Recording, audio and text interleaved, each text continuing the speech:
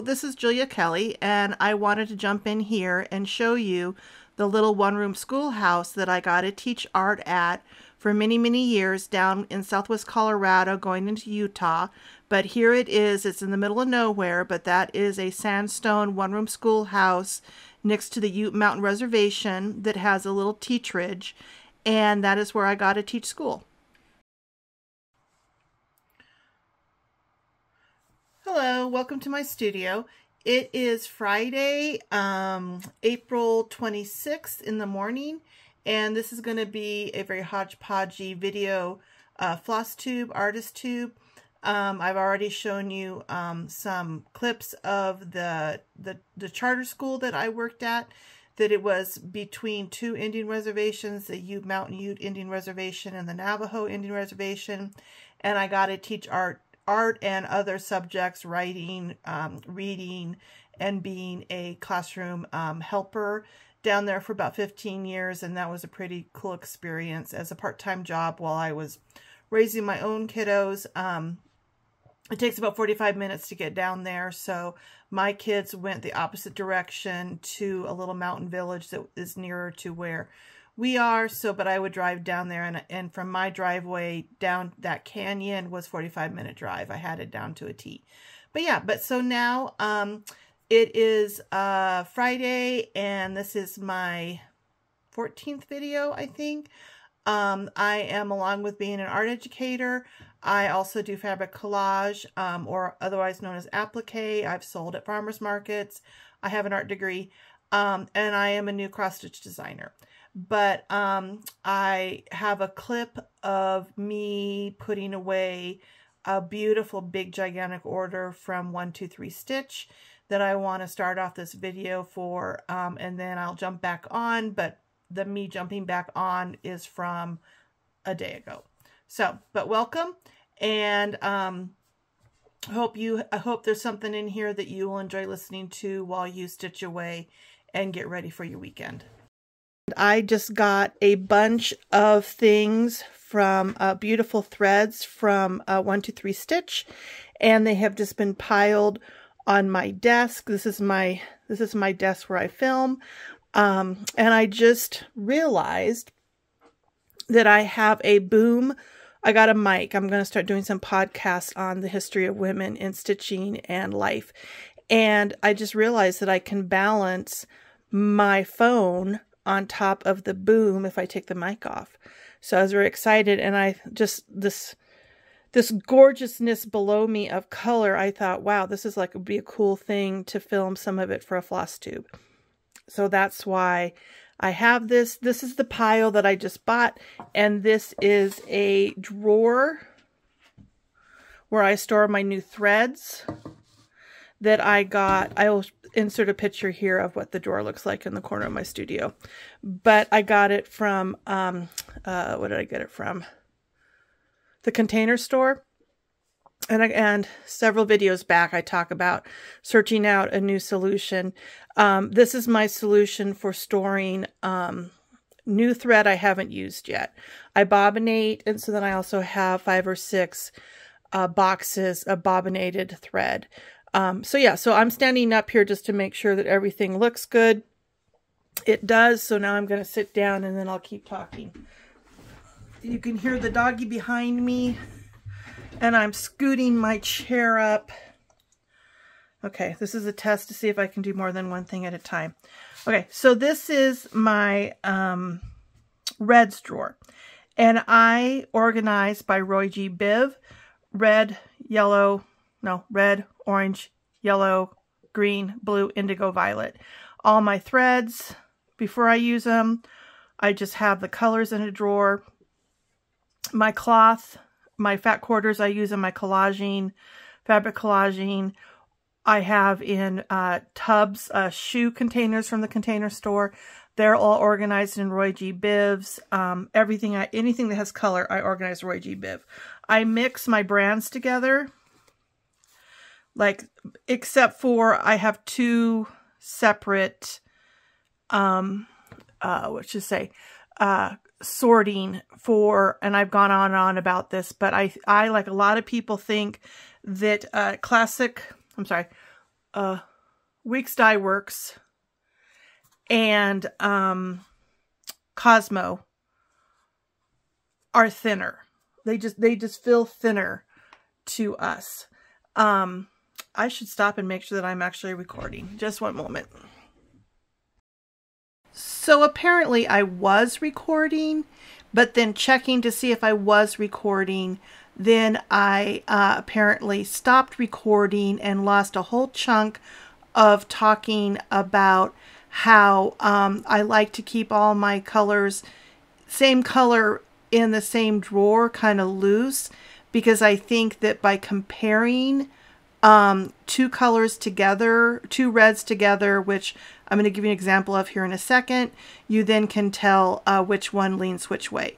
So that this is a lead in to now having a white sheet underneath my hands, talking about picking out reds and pinks is to talk about putting a white sheet behind something to really get the true color, but then also putting another red or blue or whatever you're trying to pick beside it. But Turkish red and the Cosmo, I don't know if you can tell, work well together because they all kind of have that pink undertone where this one doesn't. But I would have a hard time knowing that if I was just looking at that. Where I have a better time if I put reds together, I compare and contrast. Then looking at them, it's easier for me to go, oh, okay, well, this one leans pink. Which one of these also leans pink? So having a white background helps, and also having multiple what you would call green or multiple what you would call blue or whatever together, then you can tell, oh, this one's muted. Oh, this one has some yellow in it. Oh, that one has some brown in it. It's easier. It can still get complicated, but at least it's easier.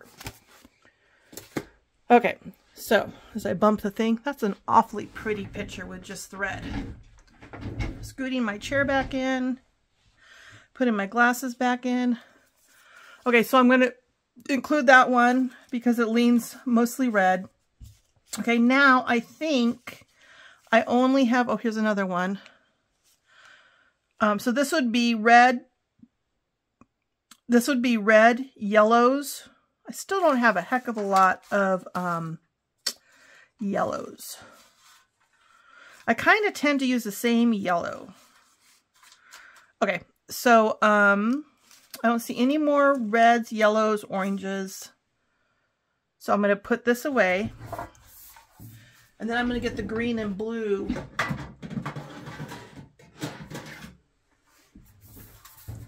Okay, so here's green and blue. Make sure I'm standing up to make sure I still am where I'm supposed to be. All right, so green, green. I love this this Paris green. When I first got it, Paris green, I want to say it had like real flecks of brown in it. Like you would just stitch along and then all of a sudden there'd just be this little fleck of brown. And like, I love that. And this next batch, I can't say that I think it has as much of that characteristic in it, which I wish this one kind of does a little bit. You can kind of see some flecks of green in it. But that's a great green for standing out. Like if things are too muted, this is the problem with muted. Muted colors slowly, think about the color wheel, muted colors slowly come to be the exact same color. So literally your tans, your browns, your khakis are almost in the center of the color wheel. And that's why you don't have contrast. And that's something that, you know, that fine line, we're having contrast, but not too much contrast so that it looks primitive. You know, that's the challenge. Oh, this is a gorgeous green, moss. See, that's the green that leans yellow. Where you, you know that, but you really can tell how much that leans yellow when you put it next to something that doesn't lean yellow. Then you're like, oh, that really leans yellow. So putting colors next to other color options is a good way to get your colors instead of just trying to do it freeform. So in here, in this one is my blues, my greens, my purples, and you can tell that I utilize way more greens and require a way more diverse selection of green. So this is what I'm talking about muted. This is kudzu, which if you didn't know, I learned this because I have a kiddo going to college in South Carolina, is a very aggressive, viney, climbing vine that is taking over natural forests in the South. And they're not quite sure what to do with it. It's very evasive. But see how this is starting to be so neutral that it's kind of ceased being green. So here's a gray. I think I should stand up so I can. So see how if you squint, this is green. But if you put it by gray, which this is the center of the color wheel, a neutral gray, that is getting closer and closer to turning into gray. So your contrast, this contrast is going to be much less because it has so much of its complement in it. Gray, which is red, no, green, which is red, that is turning into a neutral gray. So there's a fine, I'm just saying there's a fine line with color. Green. More kudzu. This bullfrog is beautiful. It still has green. It's definitely green. It's kind of a light and a dark green. I like that. I haven't used that yet. Bayberry is a cool color. And I mean, I kind of resist this new, it's not new, it's been around forever, discussion on warm and cold colors. It's very complicated. And again, that's how you can get contrast. If everything you stitch is warm and everything you stitch is muted, you're going to be struggling with contrast because there isn't enough. If you kind of play back and forth with warm and cold, like this Paris green is a perfect example. That is cold, but it stands out. And sometimes you need something to stand out. You know, it's just as simple as that. So, you know, something should stand out. You should have what's called a focal point in your stitching. You know, something that when someone first looks at it, what do they see first? You know, what do they notice first? Something should come forward. And then because of that, some things need to stay in the background as a way to show off what's coming forward. So I'm searching through here. Here's another bullfrog. That's a beautiful one. And then this is another example of so muted, it's almost turning into like a neutral seaweed. All right, let's see here. So that's truly blue. That's truly blue. That's gray. That's green. I think, oh, here's a blue hiding. Okay. I think, see, is that green or is that gray? I think it's gray. But the true test is if you put something, you're like, is that gray or is that green or does it have green in it? Put it next to something that is green and see how that actually does lean green. But I'm going to keep it with my neutrals and my blacks and whites just because that's how my brain thinks. But, and this is a true neutral black. All right. I think that is all for the blues and the purples and the greens. And you can tell in that entire thing, I didn't have one purple. I just don't use purple. And that's an argument towards buy what you love. You should like have a love affair with your colors. You should have a love affair with your fabric colors. You should have you should just have a love affair with art. I mean, in the sense that you don't spend your energy and your time on anything that does not lift your soul, bring you joy. That is the only reason. Well, there's other reasons to do art, you know, awareness of atrocities and social injustice and, you know, and those things are, you know, to make people think. And if that's your passion, then it's your passion. But yeah, but you don't need the entire line of Cosmo. You don't need the entire line of DMC. You don't need, you don't like, you know, I mean, but if the thrill you have walking into the studio, where the thrill and the joy is that, you know, behind those little drawers or however you stored them, you do have every color. And if that's what brings you joy, then that is fine. That's wonderful. But if you're like me with limited space and then I have to get through all the other colors that I don't love, I would prefer just not having them around. I just like the colors I do love and I use them a lot. And that's why when I buy them in double or triple. Okay, so now this is my neutral drawer and my blacks and my whites for Weeks Dye Works and Cosmo. So all that should be left in here or ready to put in here are neutrals. And what I mean by neutrals are khakis, browns, tans, and then my blacks, my whites, my off-whites, and my grays. Which is that. Okay. So here, this just ended up this way. So if you're looking at a value scale, it starts with white and it ends with black. And then in the center is what people call a neutral gray. Is the middle tone. In quilting, this would represent darks, lights, and what do they call the middle? I don't know in quilting. Neutral gray, in theory, is if you mixed two complements, equally intensity.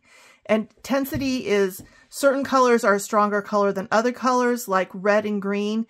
You need a weirdly less amount of red than you need green. It's just the intensity of the color.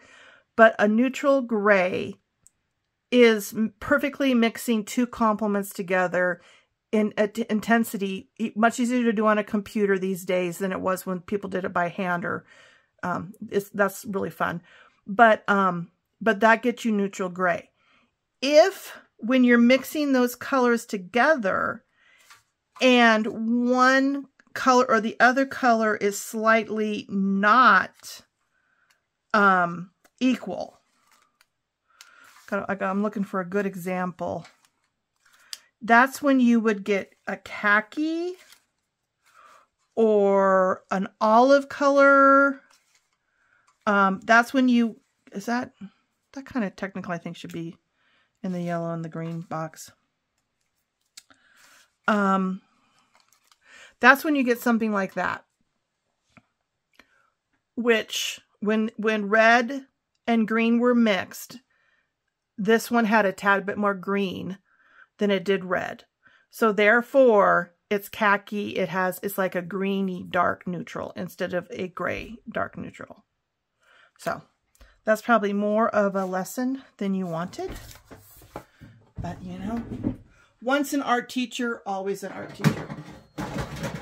Okay, I need to go back. This I'm going to throw in my green. And then these I need to throw in my orange. And my orange, can you see my orange is pathetically lacking. I need to definitely, I need to make a mental note the next time I order 1, 2, 3 stitch, I need to just go bonker crazy. Stop buying greens and start buying oranges. This is funny. JP Coats, that shouldn't even be in there. 18 cents. I'm trying to sort out all my non-DMC. I have a Goodwill pile. That needs to go to Goodwill. I threw it behind me. But yeah, but I do use orange a lot. I have a lot of orange in my project bags. That's why I don't have a lot of orange in here right now, but I need more orange. Okay, so that's just a way that I organize when I get a order from 1, 2, 3 Stitch. I think that they are fantastic. They're very prompt in ordering. I do order direct from Roxy Floss Co. in Canada, and looking through this, I have realized that all my Roxy Floss Co.'s, I love this creamsicle. I use that a lot. That's an old Roxy. Yeah, that's an old tag. But this is telling me doing this that I need to do an order to Roxy Floss Co. So I shall get that done. Okay, so here's my face.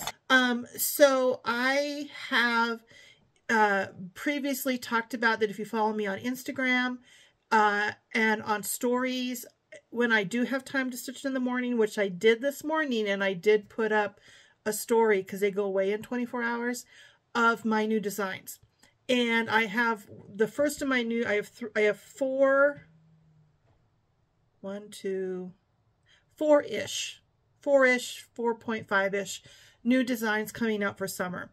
And the first one is framed, and I took the photo of it, well, I took the photo of it right before we headed out of town to go help the kids build the fence, because I thought I could then, I had grandiose plans.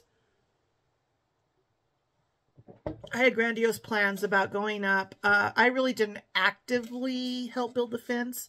I told my family that I had deadlines, which I do for these summer releases, and I had to work. I did get some work done, but I didn't get as much as would have been nice to have gotten done. But that is okay, because if it's between art, stitching, and my family, I will go family all the way. But my husband and then my daughter and new husband mainly were working on the fence, and I was the food supplier. So I would go, you know, get them whatever they wanted, or make muffins for them, or, you know, or just I fed them. So in between worrying about what we were going to eat, I did have some time to stitch. And we have a little clam, it's called a tab. It's New Camp, it's a clamshell. So kind of everything's inside the little kitchen, bathroom, and a little dinette that then is a bed. You can kind of turn and do one thing at a time. But we always pull it up there to their house and park it in their driveway.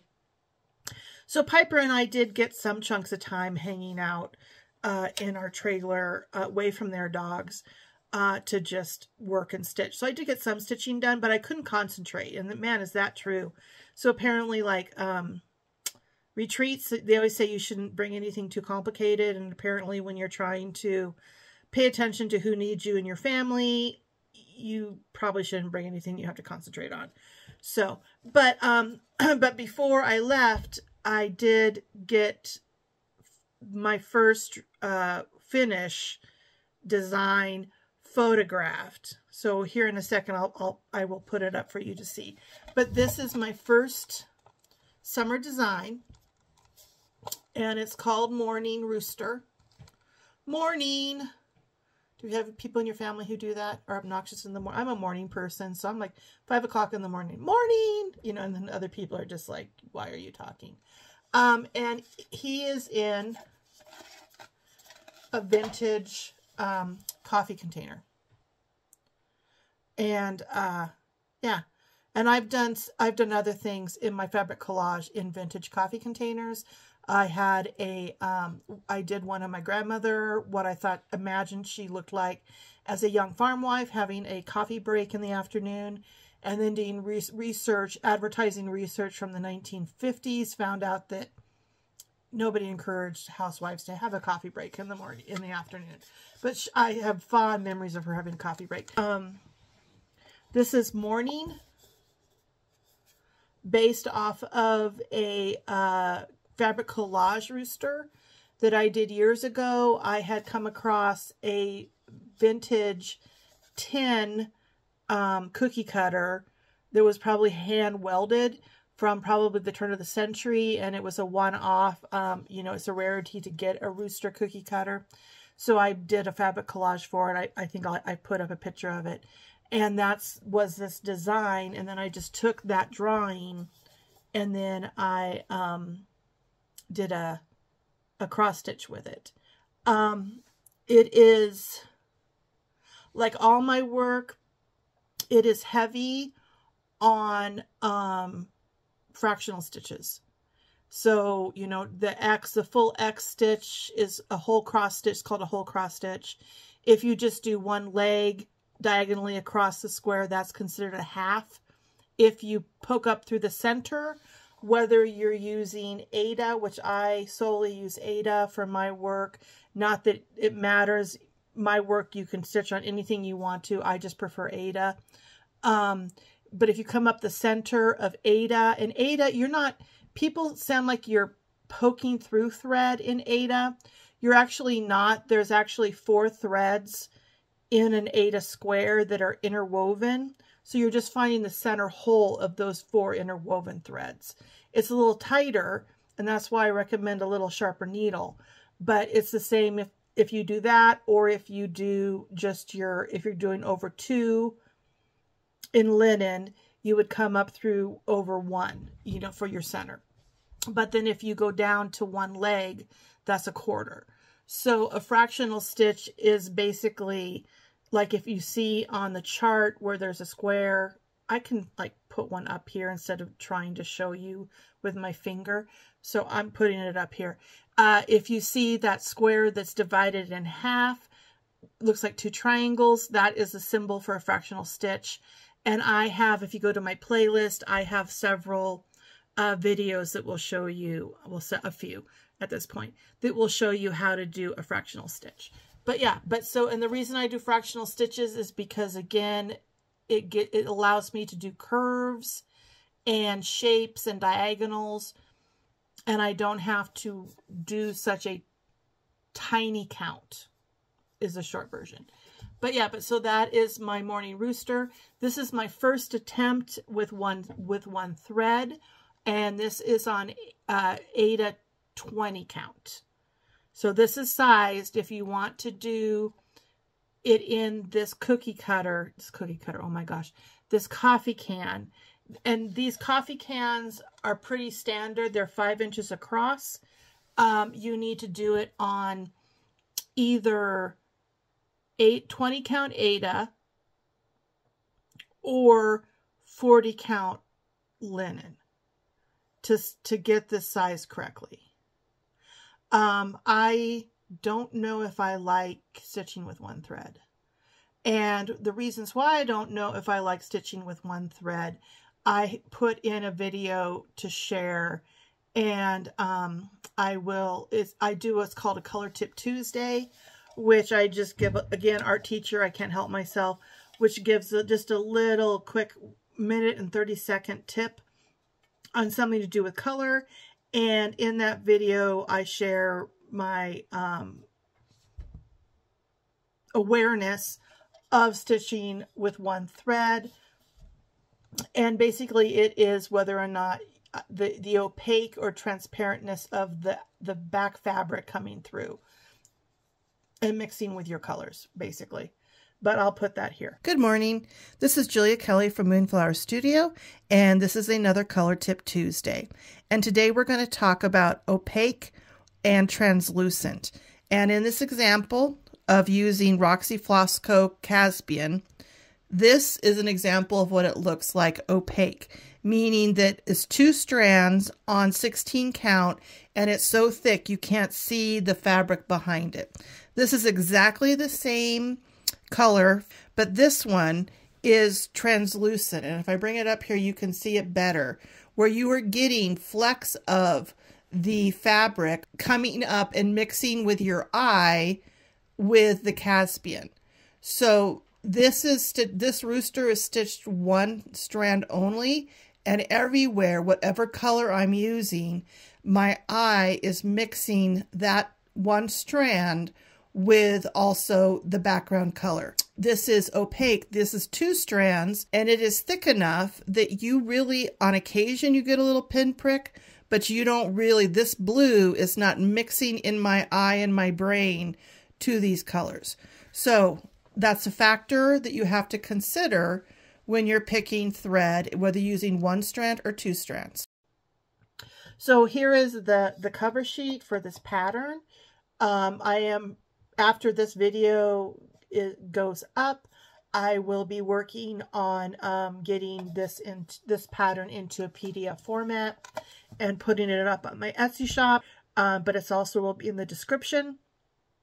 And yeah, and you can stitch morning, rooster, if you'd like. And if you are not wanting to put it in a 5-inch across coffee can, if you want to stitch it on a smaller count of like, 16 count or 18 count, I did look, and Chantel's, was it 141? She does have a lot of circle, backing boards that you could do this on. Or if you didn't want to do a circle, it would be very easy to just do some math and then make a square off the grass to, maybe a 6-inch frame or a 5-inch square frame. I think it would be cute in.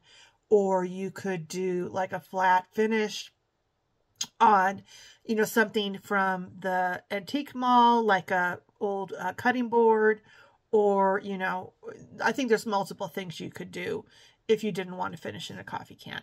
Saying that, you also can finish anything in a coffee can. It doesn't have to be, it doesn't have to be this. Again, I will have a videos on my playlist, on my Finish With Me playlist, about how to finish in a coffee can. One thing I will suggest is possibly to have your coffee can chosen, because you kind of have to go with a coffee can before you pick your colors for this. Because when I actually had gotten this coffee can off of Etsy, you can still find them in antique malls, and they will be slightly cheaper in antique malls. This one was $12.95. I have a lot of metal things jingling. This one I found at my local antique mall. That one's $14. I think this one was more like 18-ish, maybe even 20. It does have a lid, and that is odd. Usually you don't get the lids in this good of a condition. I'm going to save this and maybe put something inside that circle. But forewarned, when I went on Etsy, I knew I wanted orange and blue in my rooster. That picture on Etsy, that was orange. I mean, that was orange. And so I started stitching this, came back, this came, and I realized it's not orange, it's blue and red. I mean, there's no orange anywhere in this coffee can. So this I got away with because that's just as red, but it has the yellow and the blue. So that's why it works on that one. So I think it is good to be in possession of the coffee can you're wanting to use, because you won't know, if your colors are right.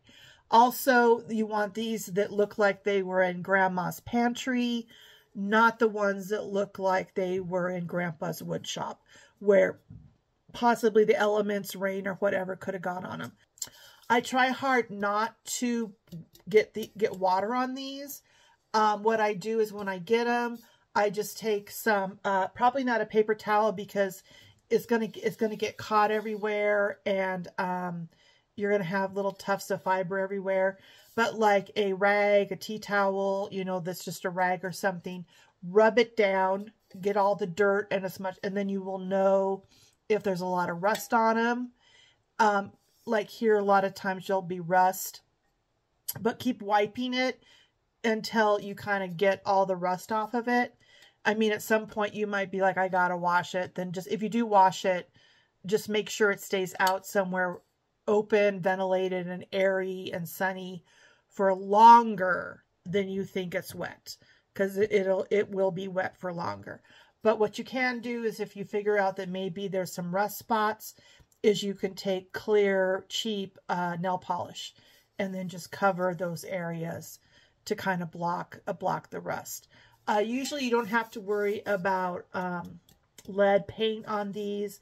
But again, especially if they're going to be around small children, just have one of those pH lead paint strips and just test it. Anything that's painted that you're worried about. That's a good habit to get into. Okay, so, yeah, so, you know, coffee cans, you know, they're cool. And in my Finish With Me video, I will show you how I deal with the depth difference and how to put the little hook on. So, so yeah, I got those. And of course, then when I went searching for these, because I had to find another option because my coffee can that had orange in it didn't have so much orange. Then of course I had other good stuff. This is the kind of thing, it's a carnation little cup that I would test for lead before I presented it to anyone, you know, or if I mess with it a lot, just to make sure, because that I mean, it's cool, but that paint is chipping off. And this is another one that you could coat with some kind of a coat, you know, clear coat to keep it from chipping off. And then this is a hint. This is a hint from my my summer designs. I also found, like I said, the Roosters are very hard to find. There is not a lot of Rooster cookie cutters out there, enough for me to make a pattern for a Rooster. I do find these are not as easy to find as rabbits, but I still find enough of them that I might possibly be releasing a chicken that that is my cookie cutter. In that, what I am working on now is, and I'll show you this because, you know, it's a release, but, you know, it's kind of hard to tell what I'm going to do with it at this stage. But here is what I'm stitching right now. And if you can distinguish what all those feathers are and what feather belongs to what, you're doing good. So that is my stitching right now. And after my not so funness of working on 20 count with one thread, it was so wonderful to come back to working on with 2 threads, and this is 16 count.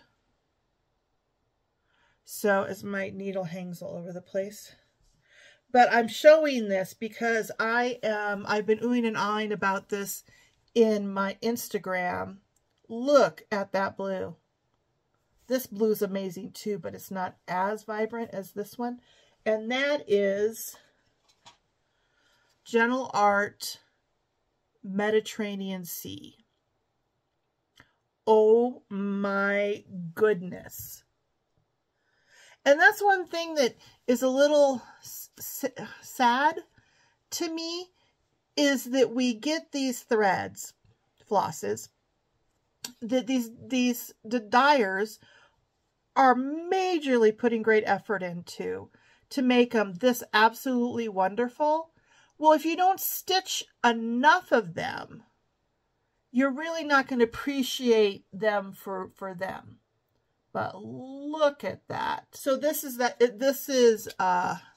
Gentle Arts again. Excuse, I can't read with my glasses on. What is this? Oh, this is Peacock. I mean, look at that. And then this is gotta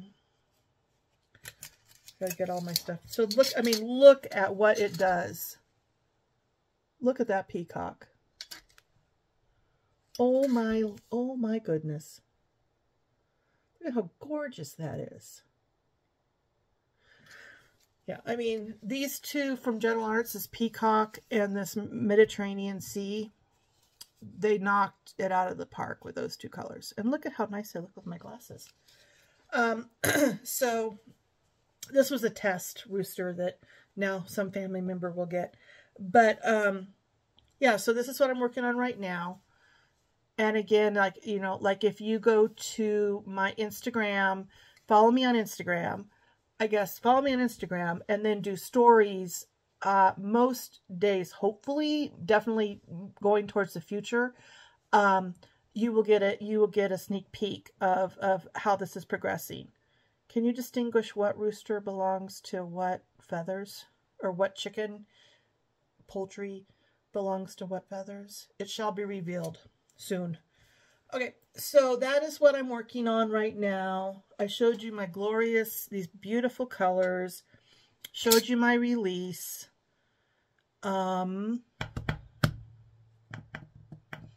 Talked about color and my thread, putting away my stash. Is that it? So I have my poultry releases. I have my last Fox in the Box. One moment. So this is my spring Fox in the Box. And these I put in vintage cheese boxes. And I have a summer one that I need to, it's stitched. I need to frame it. And in conjunction with it, I have my spring freebie, which seasonally I try and release a freebie and then do some videos teaching you how to do fractional stitches if you so choose, because my work does rely heavily on fractional stitches, which to me is like a purl stitch to a knit stitch. Yeah, learn the knit stitch first, but the purl stitch is once you got it, you got it. And that's the same thing with fractional stitches. So once I finish my chickens, get them up, then I will do my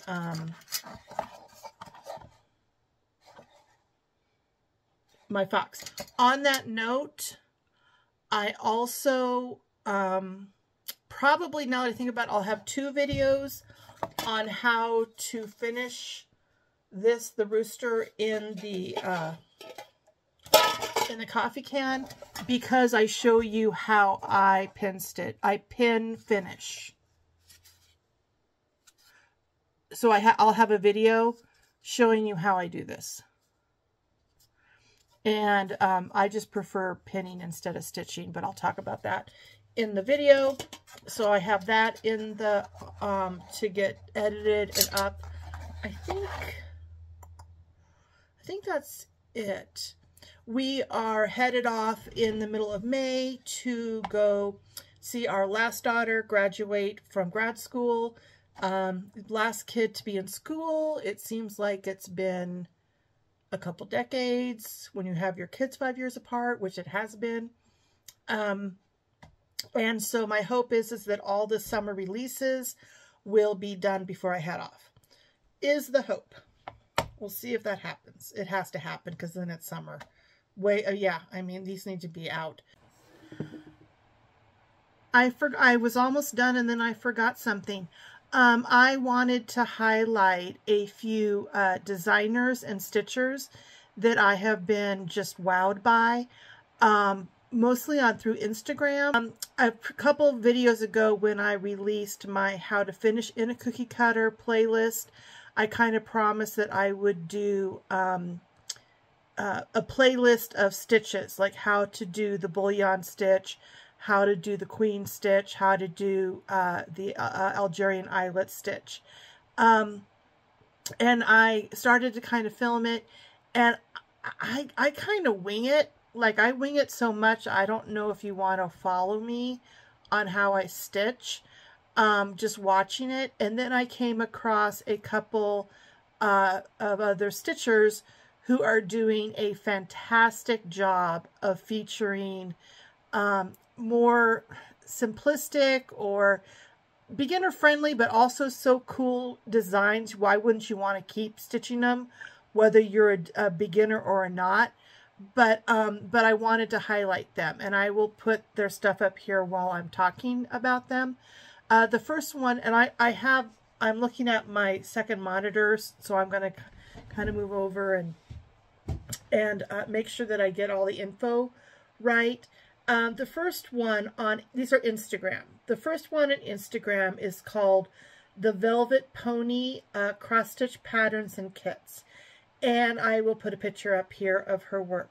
Her work, she does a lot of animals like I do, but she does this pattern, like a geometric pattern design inside the animals, and they are so cool.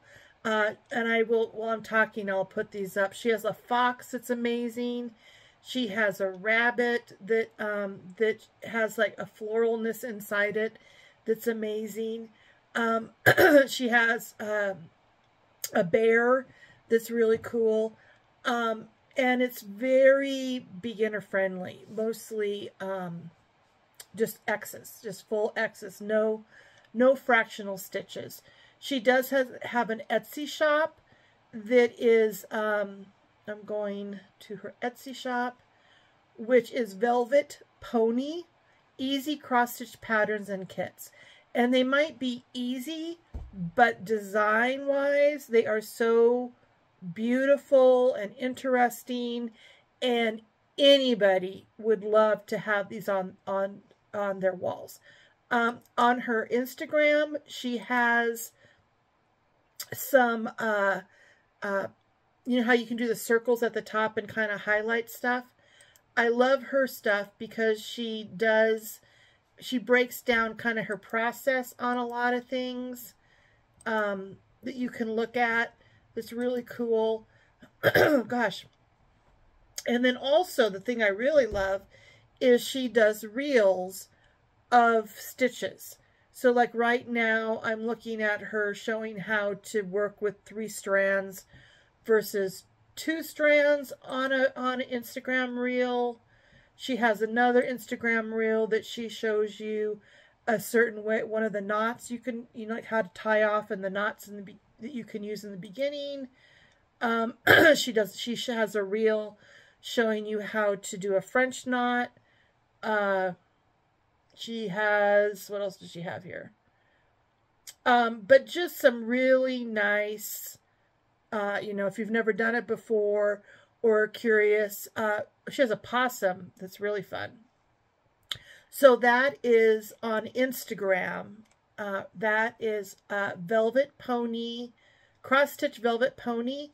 And I was bantering back and forth with her on the DMs, and she says she is a 20% discount for your first order from her. So I would highly recommend going and checking her out. As I get my nose, you know what else dealing with allergies? Itchy nose. But her name is Mila, M-I-L-A, Mila, Velvet Pony Design. So her Instagram and her Etsy are slightly different. Another one that I have been really impressed with, and I love her work, is I want to say, let me go to her Instagram. One of my good friends is from the Ukraine, and so I'm starting to kind of see a lot of writing, but let me verify that I'm correct. Yeah, she's Russian. It is Russian writing. What is Russian writing called?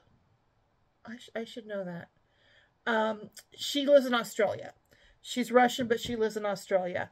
And she's just a stitcher. Her stuff is beautiful. But her work is amazing. Like, it's just gorgeous. And I'll put a picture up her Instagram account. But it's a Russian word, .Natalia. So you will see it right here. But I will give a link to her. I think her work is just She stitches everything that if I had another body and hands and focus, I would stitch for myself. I think that's why I love her account. So those two are Instagrams that I just have been oohing and ahhing over.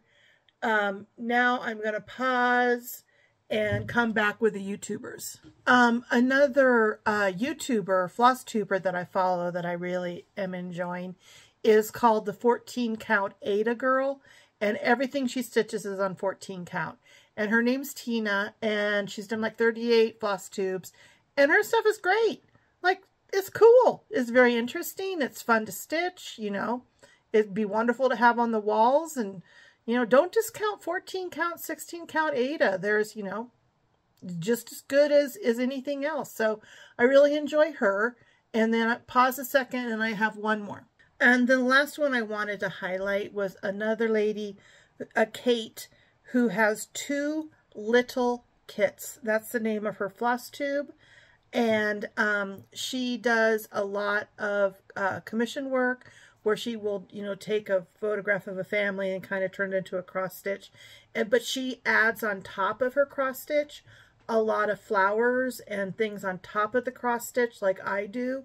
And she has a great playlist on her video on, like I'm looking at it, how to back stitch, how to blanket stitch, how to bullion stitch, how to cast on, how to fishbone, how to French knot, how to lazy day, how to stem stitch. And so I think what I realized about me is it's probably good for people to have a little background in those stitches before they see me showing them something about how I do a variation off of them, because a lot of times I do variations off of them. So yeah, so I would highly recommend two little kits, floss tube, and her name's Kate. So yeah, so she's a great source for how, again, maybe what should be considered more simplistic stitching, but beautiful, fantastic, nothing wrong with it, nothing to be ashamed of. Equally go up on a wall, show off in doubles or with anybody else's stitching. So yeah, so those are a few ladies that I wanted to highlight, and I will put their information either to Instagram or to Flosstube in the description so you guys can check them out too. So yep, so now I'm going to go back now to me saying goodbye, and we will see you next week, hopefully.